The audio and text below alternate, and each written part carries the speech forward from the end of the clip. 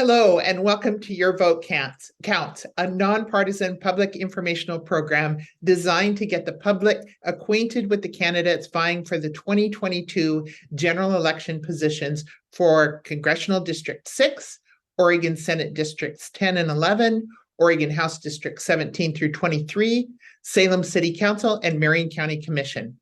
These interviews come to you through the producers at Capital Community Media, moderation and collaboration on questions from the Association of University Women, Salem City Club, and the League of Women Voters, Marion and Polk Counties. All 27 candidates for these races were invited, and all but 6 chose to participate. Candidates did not receive the questions prepared by the League of Women Voters ahead of time. Candidates were invited to prepare a 2-minute opening addressing their background and qualifications for office and a 2-minute closing addressing their goals for the office if elected. I'm Cindy Condon from Salem City Club. I'd like to introduce Kevin Mannix, who is running for Oregon House District 21. Candidate Mannix, thank you for being here and welcome. We look forward to your opening remarks before we get into our questions. Thank you very much, Cindy, and thank you to everybody who is listening in and watching. I'm Kevin Mannix. I'm running for state representative in House District 21, which is Kaiser and North Salem. In terms of my background and qualifications, I did spend the first 11 years of my life as an attorney in public service, as a law clerk to the Oregon Court of Appeals, as an assistant attorney general here in Oregon, as an assistant attorney general in the U.S. territory of Guam, and as an administrative law judge for the state of Oregon. I then went into private practice, and now for 36 years, I've had my own law firm here in Salem. During that time, I also served for 10 years, 5 terms, in the Oregon House of Representatives, representing Central and North Salem. I also served a partial term in the Senate. What I'm most proud of is that during my 10 years in the House, I was the author of 135 pieces of legislation, bills that passed into law, passed in the House, passed in the Senate, signed by the governor. And those 135 bills were achieved through a discussion with everybody and compromise with everybody. That's what I bring to the table. Well, thank you very much for that opening, Candidate Mannix. So let's get to our questions. So could you discuss the Infrastructure Investment and Jobs Act and the Inflation Reduction Act recently passed by the federal administration?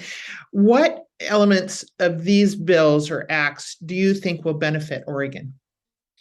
Well, I think the most significant element will be the infrastructure investment, especially since if we take advantage of the opportunities for Oregon, it will create jobs. As we establish infrastructure, that'll be the construction part, but also jobs as we operate the infrastructure. And infrastructure is defined fairly broadly in the legislation. And I am actually myself involved already trying to enhance transportation here in Oregon so that we can get trucks off the highways and make better use of our railroads to reduce fossil fuel use, to reduce congestion on the highways, and also reduce CO2 emissions in the atmosphere. So I do see an opportunity for Oregon to enhance our transportation system, to develop our ports. And as part of that, also the communications infrastructure can be developed so that some of our poorer communities can take advantage of high-speed internet and that sort of thing, so that there's a better communication system throughout the state. That will especially help lower-income Oregonians who still lack full access to the internet and similar communication systems. Thank you. And just going a little bit more deeply into both of these, there is some emphasis on certainly clean energy. And can you give us your thoughts on renewable energy tax credits, and are they effective or are they not effective? How do you think they'll work? Well, I'm always in favor of encouraging the development of new energy sources, in particular renewable energy sources. And the use of tax credits to enhance that is something that's very valuable. At the same time, we have one form of renewable energy that we've been ignoring here in the Northwest because for a variety of unfortunate political reasons, and that's hydroelectric power. I want to work with our Native American tribes to make sure that we're sensitive to protecting the fisheries and protecting and enhancing our salmon runs and that sort of thing. And I do think there are ways to do that while enhancing our capability to make use of hydroelectric power, which this state does not treat as a form of energy that deserves special consideration. So yes, take advantage of those tax credits. Yes, encourage enhancements in terms of renewable energy besides hydro, but let's also emphasize the use of our traditional source of electric power, which is truly renewable as long as we treat the environment involved with it as appropriately, and that's hydroelectric power. So just to follow up to that, so given the drought situation in Oregon and our tremendous reliance on hydropower, do you have any comments related to that? I do think we ought to be looking at the newest developments in technology that would allow us to create not more dams, but holding areas to hold water that would be available for irrigation and also hold water which then could be run through the dam system so that we aren't having to spill over tremendous amounts of water during times of abundance.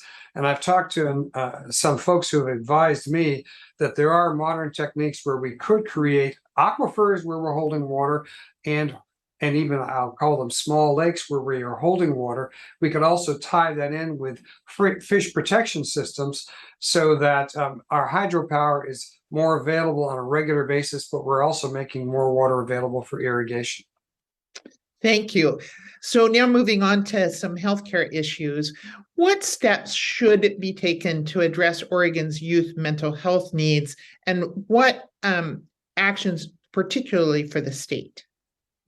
I think we need to take a dynamic approach to mental health. Our current mental health facilities are full or even overcrowded. The staffing at our mental health facilities is inadequate. I think the state government needs to focus on providing the funding to expand the capacity of the mental health facilities and to expand the staffing for two reasons. We are experiencing staff burnout by many of the folks who are overextended and trying to help folks with mental health issues. We are also experiencing inadequacy of staffing, not being able to run the facilities as we need to. So I do want to see a dynamic program where we expand the mental health facilities and we expand the staff. And that's also for not only the health of the staff in terms of burnout, but also their safety. Because in our 3 state major mental health facilities, we have a significant issue with staff injuries where there are inadequate staff to deal with some of the patients who are acting out, and staff are injured as a result.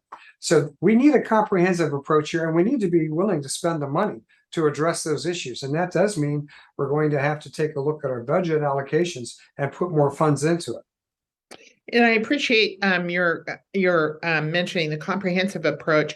Do you see any difference between mental health treatment for youth versus the general population? And are there differences that the state needs to focus on for youth particularly?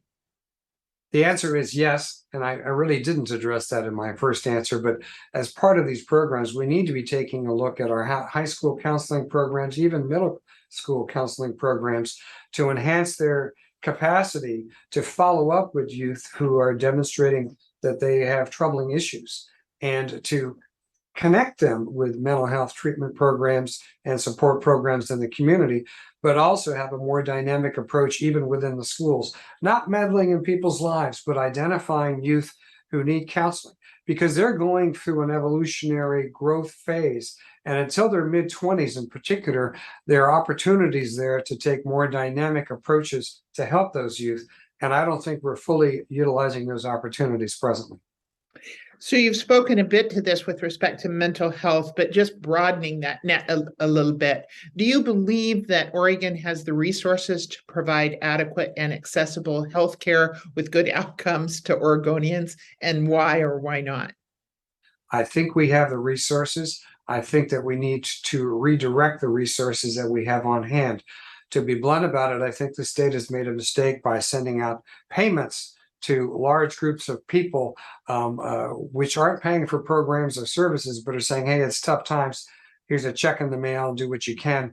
That is short-term relief. It doesn't address long-term underlying issues that confront people. And I do think that we can do much better by budgeting for and carrying out programs that assist people to help get them back on the right track and keep them on the right track in terms of their lives. And that's both in terms of physical health care as well as mental health care. Okay. Thank you for that. And now, related to healthcare, a little bit different. Considering the CDC public health statistics on injuries and death from shootings, how do you think addressing shootings, just gun violence, could to open a discussion around guns in our society and the role they're playing, and as we see it, and how it's playing out tragically? Well, first of all, we need to address one serious issue, which is, believe it or not, the state is not holding people accountable enough for using firearms in the commission of crimes. We hear a lot of talk about it, but we are not prosecuting people seriously enough and imposing sanctions on those who've been willing to wield a gun, shoot somebody. And I do think we need to be very serious about imposing sanctions on those folks, holding them accountable, and getting the word out that using a gun in the commission of any kind of crime is a very serious penalty, serious offense that requires a serious penalty. At the same time, I think there's the positive and the negative. We need to engage our youth with an understanding of the dangers of firearms, how to handle them properly if they have access to them. And there are programs to teach youth, separate from whether or not they ought to be using a firearm, what should they do when they see a firearm?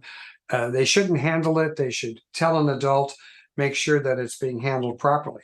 They should also be willing to report on fellow youth, who are demonstrating dangerous tendencies in terms of a willingness to talk about violence, because one of the tools that they could well be using are firearms. I also think adults need to be taught about how to make sure that any firearms that they have in their homes and their businesses or whatever are kept safe, so they're not easily accessible, to other folks. And so, just to follow up on that, do you think the state has a role in seeing that the training is done before a firearm is purchased by a youth, an adult or a youth member? Well, right now, we already have restrictions on the age of those who can purchase firearms. And if we're talking about a required training program, I'm cautious about that. We already have required demonstrated efficacy for those who want to apply for concealed handgun permits. They have to demonstrate that they have the capability to handle those handguns in order to get such a permit. So there is that process in place. Generally, in terms of accessing firearms, I think we should be enhancing our voluntary programs, make them very accessible, and encourage folks to be aware of that, including folks who don't possess firearms, in case they run across them or become aware that other people have got them available. They see them. They need to be safe about how they handle that, especially youth.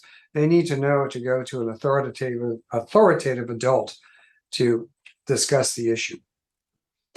Thank you. And now to your experience working with diverse groups. How would you bring a broader base policy discussion process into state planning and decision making? Well, I'll give you an example. Yo viví en Sudamérica para 7 años. I lived in South America for 7 years, and I learned to speak Spanish. This was as a youth. Y ahora estoy conversando con los latinos de mi comunidad. I'm now conversing with the Latinos in my community because they are a significant part of the Salem-Keizer population, and I am reaching out to them and to understand better the issues that confront the Latino community. There are other minorities in our communities, and for instance, I've worked with and addressed the Filipino Americans, the Islanders, the Pacific Islanders in this community, working with them on social issues and community issues. I think as a state representative, I need to be building on those relationships and those discussions. And I do think it helps yo puedo conversar con los obreros. I can talk with the workers and understand their needs.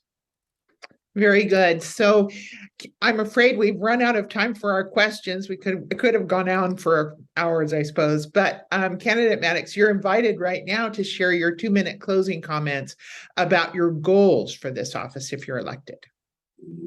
My goal is to be an effective representative, not only of my immediate community, which is House District 21, Kaiser and North Salem, but the greater community of the state. We are state representatives.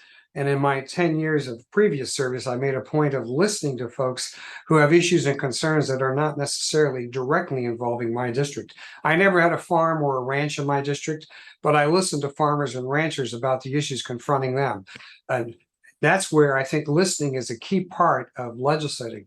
And in my work as a legislator, I also made it a point to be someone who is open-minded about what are the solutions that are available to us and how do we come up with creative solutions that are cost-effective that actually address the issues that confront us. I intend to bring that expertise to the House of Representatives. I intend to remind fellow legislators that they need to use common sense and courtesy in dealing with one another's. And yes, Republicans and Democrats need to cross the aisle and talk to one another and listen to one another about the issues confronting us. We're all Oregonians. We all want what is best for the people and for the state. And how to get there is what we need to work together about to accomplish good results. And I am proud of the record that I've had in the past, and I want to build on that for the future. Well, thank you, candidate Mannix, for our interview today and for sharing your thoughts. Thanks to Capital Community Media for their extensive technology and producer skills used to create this program. Thank you also to the League of Women Voters of Marion Polk Counties for the design and preparation of the program, and to AAUW and Salem City Club to help with the question development and providing moderators. And thanks to you, the public, for watching in order to become an informed voter. For more local, state, and national voter information on candidates and ballot issues, visit vote411.org. That's vote411.org. You have until October 18th to register to vote or make changes to your registration.